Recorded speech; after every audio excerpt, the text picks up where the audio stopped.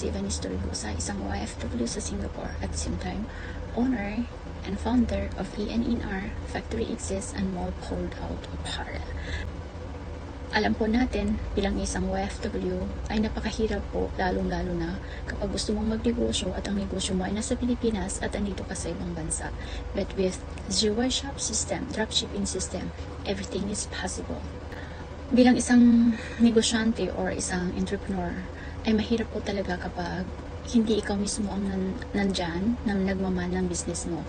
But Zero Shop has helped us a lot through dropshipping system. Nagkaroon po kami ng mini warehouse sa Zamboanga City, and I'm proud to say and grateful na nagkaroon na rin po kami ng extension or branch sa Negros Oriental.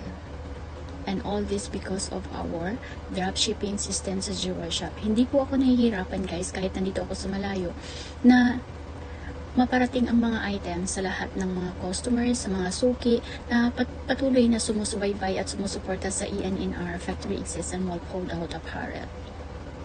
Hindi po kami nahihirapan dahil sa dropshipping, company na po ang bahala magmula sa packaging hanggang sa pag-deliver ng mga items papunta sa mga customers.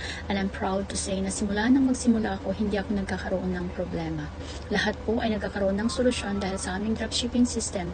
So maraming salamat Zero Shop, maraming salamat Ma'am Ram, and thank you so much for all the coaches.